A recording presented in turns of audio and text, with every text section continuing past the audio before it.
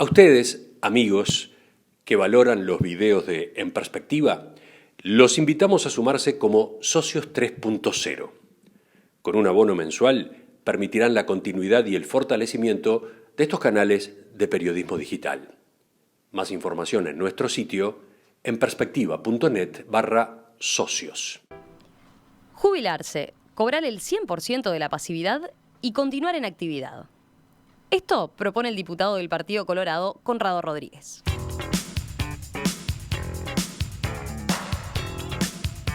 El legislador del sector Ballista presentó ante la Comisión de Seguridad Social de la Cámara de Representantes esta iniciativa que aún no fue aprobada por el cuerpo. Y lo hizo en un momento en el que parece haber consenso en la necesidad de introducir reformas al sistema previsional. La iniciativa básicamente supone que una persona se pueda jubilar con 65 años de edad y 30 de aportes al sistema previsional, pero continúe en actividad trabajando y aportando al Banco de Previsión Social por su trabajo mientras percibe su pasividad entera. ¿Cómo fundamenta este proyecto de ley? Bueno, estamos aquí en estudios con él, lo estamos recibiendo para que nos explique un poco más de qué va esta iniciativa y qué chances hay de que prospere. ¿Qué tal, diputado Rodríguez? ¿Cómo le va? Un gusto saludarlo. Buenos días Romina, buenos días para toda la audiencia, un gusto. Y me parece que es un tema que está arriba del tapete, tú bien lo dijiste, en los últimos tiempos se ha venido discutiendo sobre el tema de la seguridad social. Recordémosle a la audiencia que no hace demasiado el presidente Vázquez, cuando a la vuelta de un viaje a México, dijo claramente que la seguridad social necesitaba de reformas y que seguramente no iba a ser este gobierno, sino un próximo gobierno quien las tenía que realizar. Luego de eso, el ministro de Economía también enfatizó en la situación de que había que hacer una reforma, sobre todo en el contexto de ver los números de la seguridad social. Los números de la seguridad social están arrojando un déficit abultado e incrementándose año a año de BPS, que lleva sin lugar a duda a que se prendan las señales de alerta. Entonces, en ese marco, nosotros hacemos una propuesta concreta, si bien no es la reforma integral de la seguridad social. Eso le iba a plantear. Bueno, por lo pronto vamos a aclarar que este proyecto de ley no modifica los requisitos que actualmente son mínimos, ¿no? Para poder jubilarse, que son la jubilación a los 60 años con 30 años de aporte, ¿verdad? Eso no se modifica. Pero no se modifica. Usted plantea esta otra opción, el proyecto de ley de jubilación activa, que supone esta posibilidad de aquellos que trabajen hasta los 65 años y tengan 35 años de aporte. Exacto. Y quieran hacerlo, bueno, eso seguir en actividad. Es importantísimo porque lo principal del proyecto es decir claramente que es voluntario, que es un estímulo voluntario para aquellos que difieran su jubilación sobre los 65 años. En la actualidad, con 60 años y con 30 años de servicio se pueden acceder a una jubilación común, pero aquellos que difieran su jubilación, bueno, que puedan tener un estímulo, un premio, que es la posibilidad de jubilarse, cobrar íntegramente su prestación de seguridad social, su jubilación, y al mismo tiempo quedar habilitado para seguir trabajando. Esto no es novedoso para el mundo. Seguir trabajando con el aporte al Banco de Previsión Social. Seguir trabajando para el aporte para la seguridad social, porque vuelvo para atrás, nosotros lo contextualizamos en la situación de la seguridad social.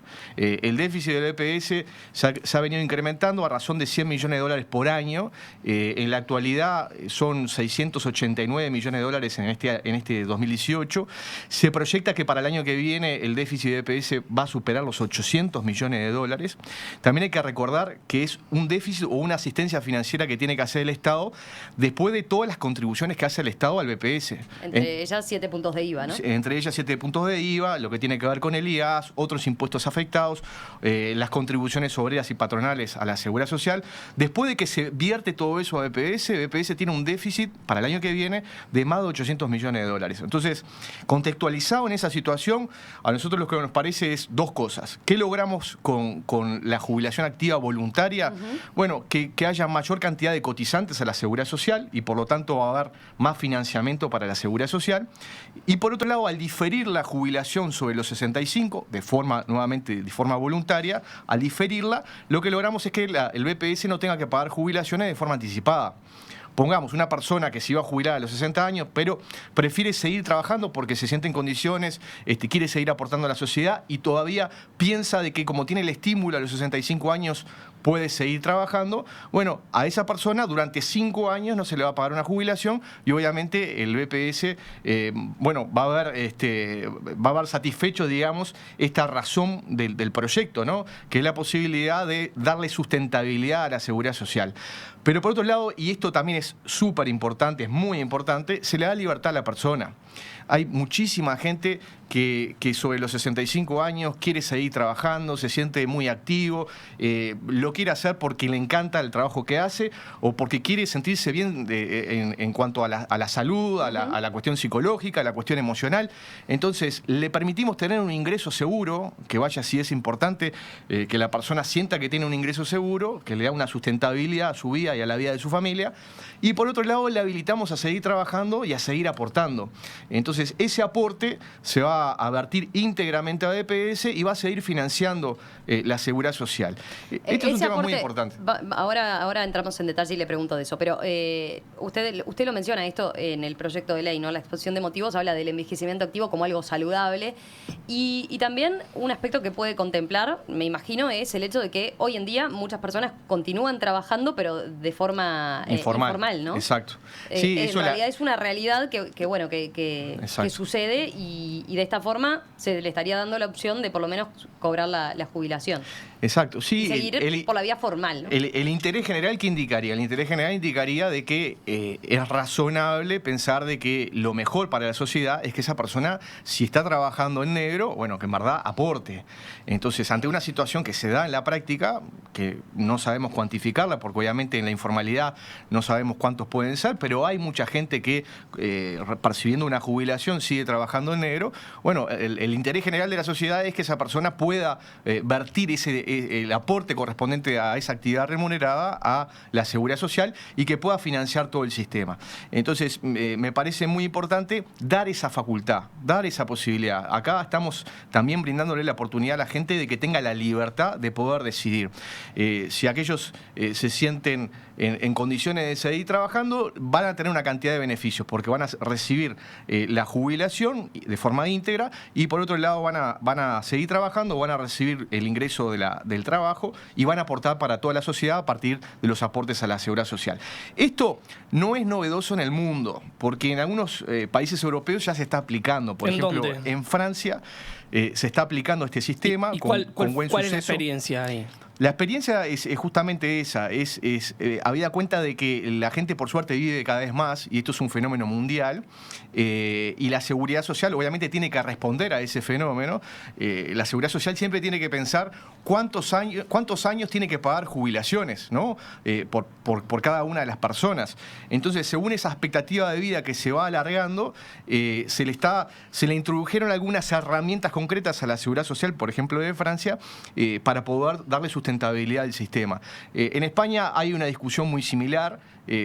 Se discute sobre todo en los trabajos autónomos, si existe la posibilidad de jubilarse y al mismo tiempo seguir trabajando como trabajador autónomo. O sea, esto se está discutiendo en el mundo. Y yo creo que el Uruguay, en la situación en la cual se encuentra la seguridad social, que todos los partidos políticos son contestes en decir de que se tiene que reformar la seguridad social para darle sustentabilidad al sistema, es una herramienta concreta que le da una facultad, es un estímulo voluntario y aquí no se obliga absolutamente a nadie.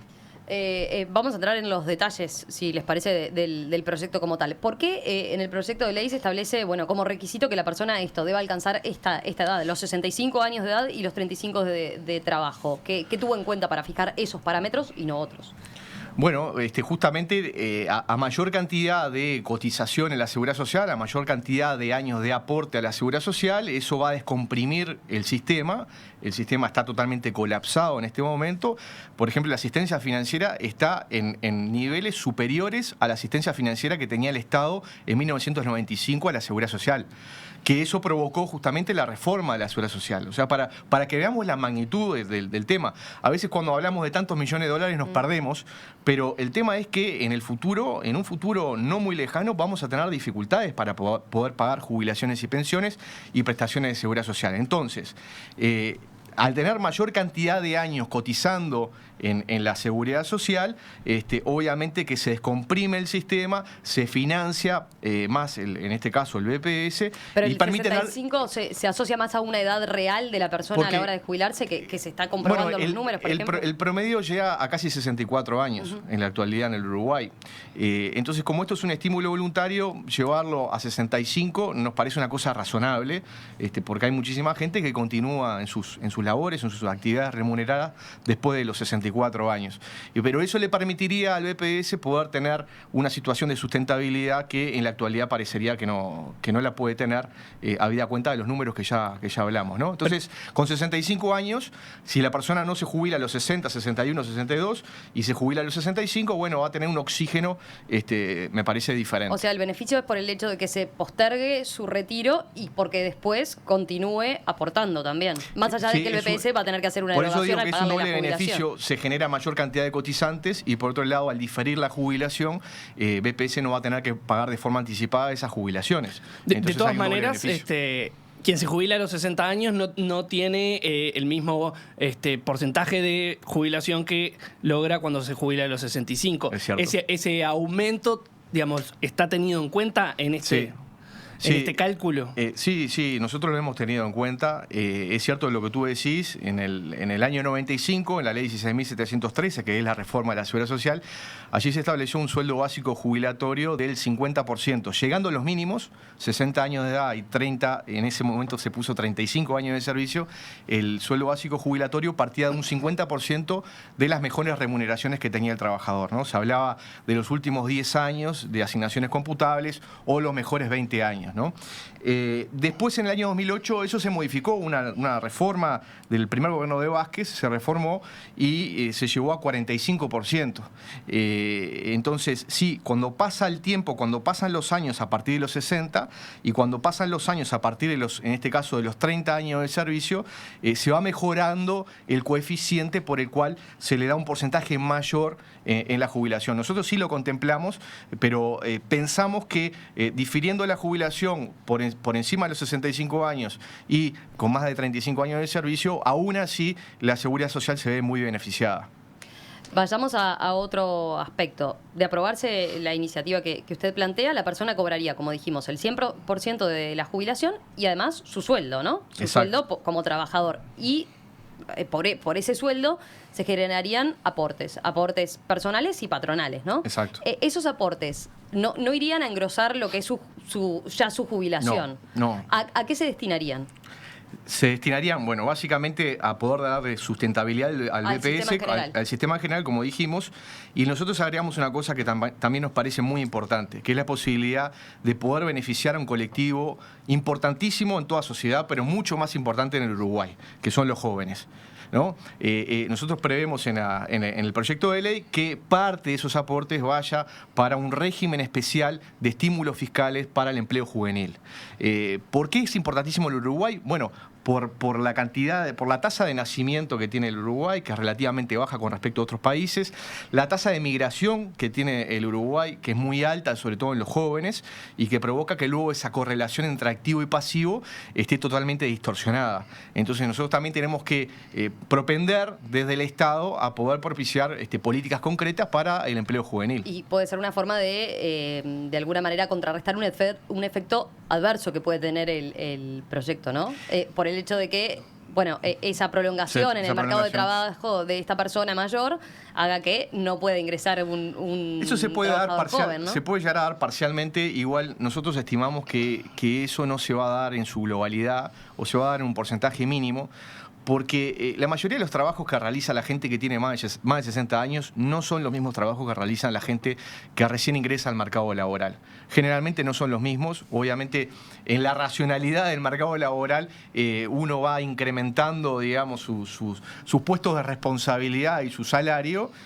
Así lo establece incluso la normativa de la Seguridad Social. Entonces, difícilmente un trabajador joven de 20 y pocos años o de 18, 19, 20 años realice los mismos trabajos que la gente que tiene 65 años.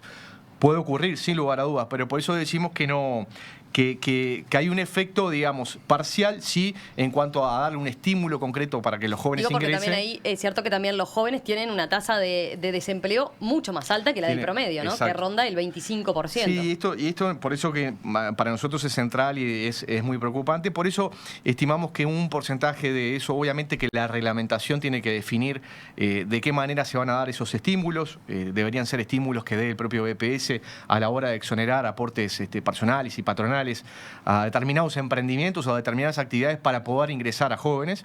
Pero si se logra esto, si se enraba las dos cosas, yo creo que es una cosa muy interesante. Una cosa muy interesante que podemos discutir entre todos los partidos políticos y en definitiva, si no se llega a aprobar ahora en este momento, bueno, que quede arriba del tapete para que pueda ser discutido y pueda ser aprobado en la próxima legislatura. ¿Habría consideraciones especiales para estas personas que están en jubilación activa, digamos, en cuanto a los términos del trabajo? ¿Van a poder seguir realizando las mismas tareas, la misma cantidad de horario, por ejemplo, que lo que estaban haciendo hasta el momento de jubilarse? Sí, el proyecto de ley establece que sí, siempre obviamente con los límites que establezca la ley en cuanto a la jornada laboral y a la jornada semanal, o sea que obviamente que los límites establecidos en la ley se tienen que respetar, pero nosotros no le pusimos limitantes en cuanto al tipo, a los trabajos que se realizan, ¿no?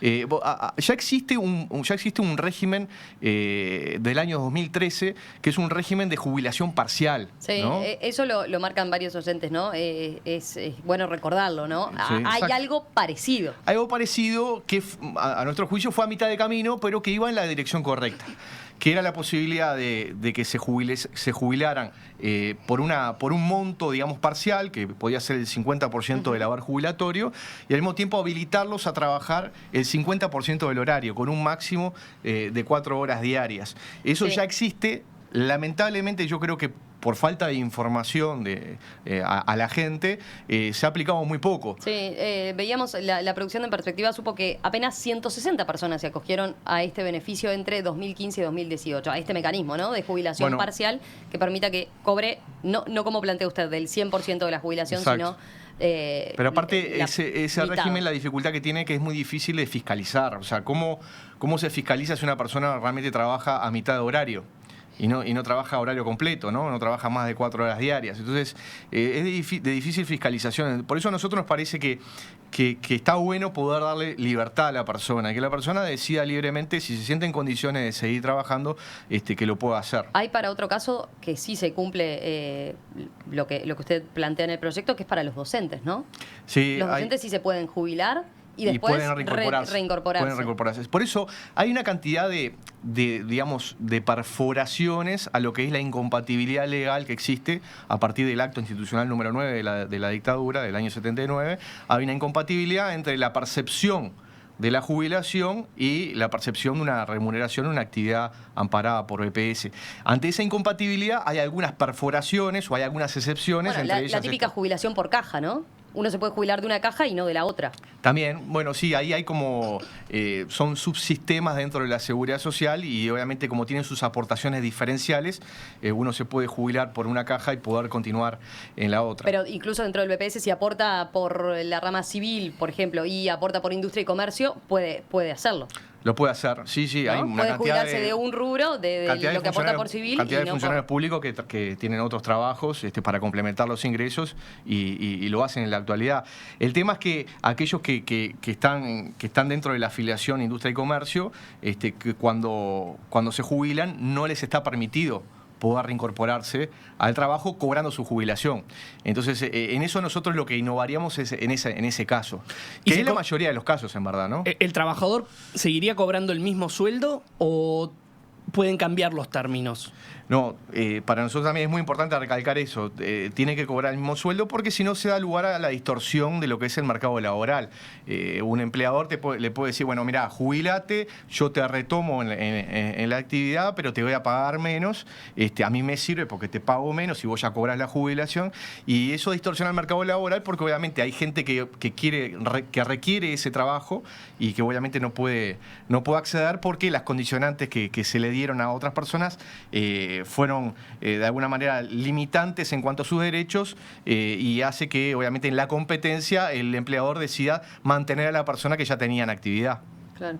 ¿Qué pasa en el caso de los funcionarios públicos? Bueno, en el caso de los funcionarios públicos, nosotros lo que vimos con el tema de lo que es la expectativa de vida o la esperanza de vida al nacer, como se ha venido modificando en estos últimos años, sobre todo ha habido una modificación bastante grande en los últimos 40 años, no han habido modificaciones en cuanto al cese obligatorio de los funcionarios. Estamos hablando de cese obligatorio, no es, o sea, un funcionario en casi todos los organismos puede llegar hasta los 70 años trabajando en ese organismo, después tiene que cesar de forma obligatoria, a pesar de que en algunos organismos hay prórroga, se prorroga por un año, después se prorroga por otro año, eso ha sucedido en una cantidad de organismos, pero esa fecha de los 70 años o ese tiempo de cese obligatorio fue establecido hace mucho tiempo.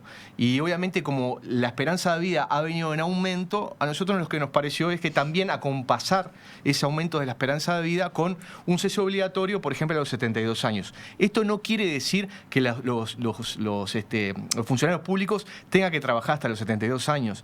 Yo vuelvo a recalcar en esto. Todo lo que estamos hablando son cuestiones facultativas, optativas, claro, voluntarias. Pero en el caso de los funcionarios públicos, la cuestión iría por ahí y no por poder jubilarse y volver a la actividad, ¿no? En la actualidad, no en la función pública. No en la función pública. En la actualidad claro. lo pueden hacer en la afiliación de industria de comercio, en actividad privada, digamos, lo pueden hacer. Claro. Entonces, nos pareció que 2 años, agregarle 2 años al cese obligatorio, era una buena cosa, habida cuenta de esa expectativa o esperanza de vida que ha venido en aumento. Después, no sé, Felipe, si tenés alguna respecto al proyecto como tal. Sí, una duda que me queda.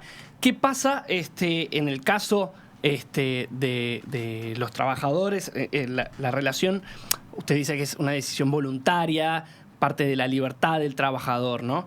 Pero, ¿qué pasa con la empresa en la que se desempeña ese trabajador? ¿Tiene alguna manera de la obligación de seguirlo contratando?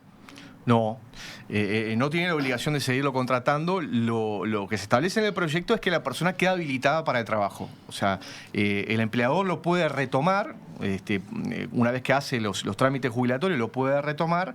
Ahí le puede quedar como un compromiso, ¿no? Y, a ver, a muchos empleadores le va a servir porque obviamente el grado de experiencia, capacitación que tiene esa persona no va a ser el mismo que una persona que recién ingrese, que va a tener que invertir seguramente el empleador en capacitación, en lograr que la persona se pueda poner a punto del conocimiento de la actividad. Entonces a muchos empleadores le va a servir que la persona pueda continuar algunos años más. Entonces yo creo que es un régimen beneficioso para todos. Quiero decir una cosa muy importante. En el año 95, en la reforma de la Seguridad Social del presidente Sanguinetti, del segundo gobierno del presidente Sanguinetti, se estableció en el artículo 6º de esa ley la posibilidad de poder jubilarse por la FAP y continuar trabajando en actividades amparadas por BPS. O sea, en el sistema mixto, que se aporta parte de los aportes van al BPS y parte de los aportes van a la FAP, luego cuando se jubila, ya no es la FAP, sino el Banco de Seguro del Estado, en este caso, una aseguradora es la que paga la renta vitalicia del pilar de ahorro o de capitalización individual y el BPS que paga lo que es el pilar de solidaridad intergeneracional.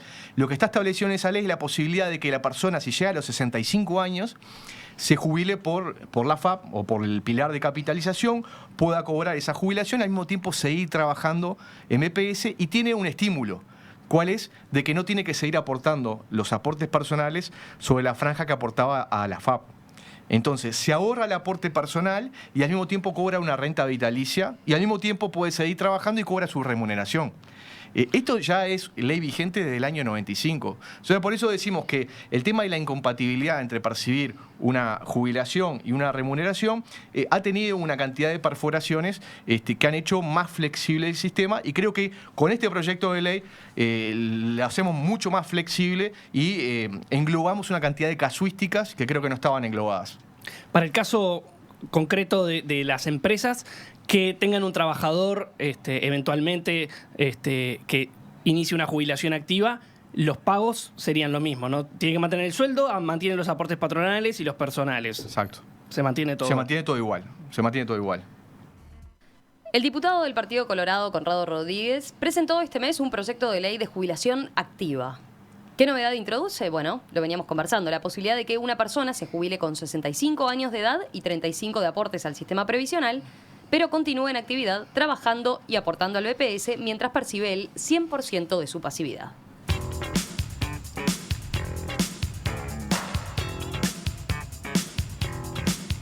Estuvimos hablando de algunos de los principales aspectos que tiene este proyecto de ley, estuvimos hablando a propósito de cómo fundamenta esta iniciativa, de algunos cuestionamientos que pueden surgir, de lo que ya existe, que está también vinculado con posibilidades que se dan hoy en día de jubilarse y de alguna manera continuar trabajando.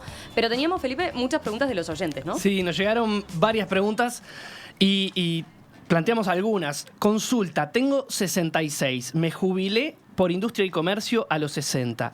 Sigo trabajando en negro. ¿Esta ley me daría la posibilidad de blanquear mi actividad? Bueno, muy buena pregunta.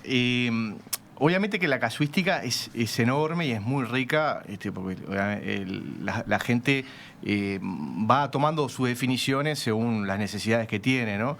En principio, en el proyecto de ley eso no está considerado. Nosotros lo que hablamos es de una primer jubilación. O sea, a ver, la persona que difiera su jubilación a los 65, o sea, que en este momento esté trabajando de forma formal, valga la redundancia, que esté trabajando formalmente, bueno, que difiera su jubilación y cuando lo vaya a hacer sobre los 65 o más años, ahí pueda acceder al beneficio. Esto es un principio. Si el sistema llegara a dar buenos resultados, me parece que habría que empezar a ver otras casuísticas que podrían ser la casuística que dice el oyente. Pero me parece que primero poder dotarle de sustentabilidad al sistema es fomentar o estimularle a la persona que siga trabajando y que difiera su jubilación. También Ana por acá, en realidad hace más bien un comentario. Los que se jubilan porque no les dan trabajo por la edad a los 60 y no tienen otra manera de sobrevivir. Es bastante utópico pensar que prefieren a alguien con experiencia. Sí, a ver, yo creo que no es utópico porque es pensar en determinadas actividades. Obviamente que hay otras actividades donde el reemplazo de los trabajadores es mucho más rápido, Sí, pero obviamente hay varias otros de las trabajos que inquietudes, tienen ¿no? un grado de especialización que se hace muy necesario que esas personas puedan continuar en labores si así lo quieren. Entonces yo creo que no es utópico. Pero vuelvo a decir, creo que la casuística es enorme y creo que la reglamentación de este proyecto de ley obviamente va a tener que tener en cuenta una cantidad de cosas. La última del público, Juan Martín pregunta, ¿pagaría más IRPF el jubilado activo? No pagaría. Pagaría lo mismo que paga en la actualidad por su remuneración, o sea, estaría vinculado a la misma tasa que paga por IRPF y al mismo tiempo, bueno, pagaría sí el IAS porque sí sobrepasa las 8 BPC, que es el mínimo no imponible de las jubilaciones para pagar el IAS. Pero se harían de forma separada, o sea, no habría una acumulación de la remuneración en actividad con la jubilación para el cálculo del IAS o para el cálculo del IRPF. Tengo algún otro comentario a propósito de lo que decíamos del sistema que ya existe hoy en día de la jubilación parcial, que decíamos es un mecanismo que no está del todo explotado, que hay muy pocos casos, ¿no? Claro, nos acotan que la jubilación parcial se combina con el ingreso de un nuevo trabajador, por lo que contempla de alguna forma el hecho de que sí se dé entrada a trabajadores nuevos, ¿no? Algo que decíamos, bueno, esto puede cuestionarse con este proyecto de ley. Sí, pero en la medida que se le da un régimen de estímulos fiscales a las empresas para que puedan justamente contratar a trabajadores jóvenes, me parece que ahí no hay una contradicción y no termina siendo muy diferente al régimen que se hace alusión. Igualmente, esa es una ley diferente a la que yo hice mención, aunque parecida, ¿no? Que sí se obliga de alguna manera a incorporar al mismo tiempo a un trabajador joven. Y que se dé ahí como cierta sinergia entre ambos, entre el que se está los dos retirando colectivos. Sí. Yo creo que, a ver, lo importante es la idea y es el rumbo, ¿no? El rumbo tiene que ser darle más flexibilidad al sistema, darle más libertad a las personas y obviamente permitir que los trabajadores jóvenes puedan acceder a un trabajo. Le iba a preguntar, usted permanentemente dice cuando justifica el proyecto de ley, dice darle sustentabilidad al sistema. ¿En qué medida un proyecto de este tipo y esta propuesta de llegar a aprobarse puede incidir y mover la aguja de estos números deficitarios que decíamos que están realmente en rojo, ¿no? En materia de seguridad social? Bueno, también es difícil de saberlo, prima facie, porque obviamente tendríamos que ver la cantidad de gente que que quiere acceder a este estímulo, ¿no? El último censo nacional del Instituto Nacional de Estadística, el que fue el año 2011, estimó que las personas mayores de 65 años son 464.000. O sea que es un número muy importante y se estima que en el futuro esa tasa va a seguir creciendo y van a haber muchas más personas mayores de 65 años. Se estima que hacia el 2030 van a ser seguramente un 30% de la población. Entonces, si llegaran a optar por este sistema, aunque fuera el 10% de esos 460.000 personas, yo creo que es algo interesante para darle sustentabilidad al sistema. Yo vuelvo a repetir lo que dije al inicio, esto no es una reforma integral de la seguridad social, simplemente es una herramienta y un estímulo concreto para determinada gente. Si llegara a optar un 10%, creo que ya vale la pena la herramienta y el instrumento. ¿Por qué plantea este proyecto de ley ahora ingresando en un año electoral? Porque desde que ingresé a la legislatura en el 2015 me he interesado mucho por el tema seguridad social. He presentado una cantidad de normativa y de proyecto de ley en ese sentido. Ustedes recordarán toda la temática de los cincuentones. Una iniciativa en torno a los cincuentones. Los primeros en presentar 2 proyectos de ley sobre ese tema, pero también luego seguimos presentando otros proyectos de ley que tenían que ver con seguridad social.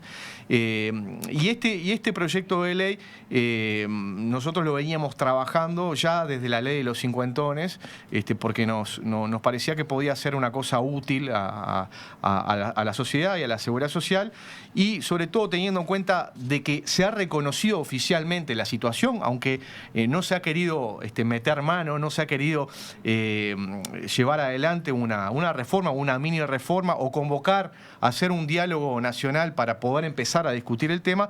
Me parece muy importante poner arriba de la mesa este tema para que se discuta desde ahora, y si no se llegara a aprobar el año que viene... todos los partidos, ¿no? Todos están de acuerdo en el diagnóstico, en que es necesario, pero nadie se la juega a decir nadie quiere cómo. tomar responsabilidades. Pero hay que aumentar la edad de jubilación. Pero ¿sabés qué, Romina? Mira, el presidente Sanguinetti lo ha dicho muy claramente en casi todos los actos de ballistas.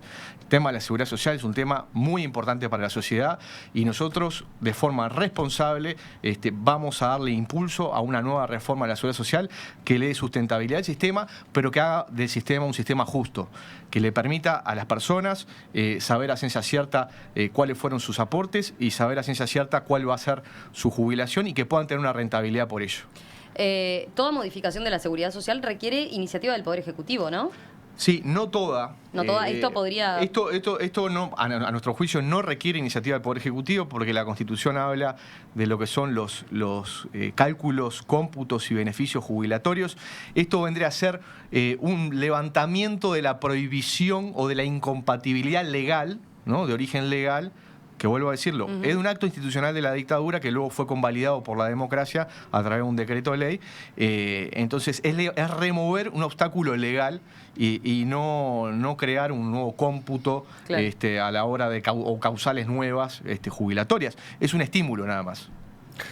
La producción en perspectiva habló con el BPS y le preguntó qué sabían de este proyecto, y dijeron que no conocían o que no se había considerado en ningún momento, hasta el momento, digamos, por ahora, este tipo de proyecto. ¿Qué nivel de respaldo técnico y político tiene esta iniciativa? Bueno, respaldo técnico, tiene un respaldo técnico muy importante. Los asesores del Partido Colorado en materia de seguridad social están contestes de que esta es una herramienta importante de cara al futuro, o sea que tiene un respaldo técnico.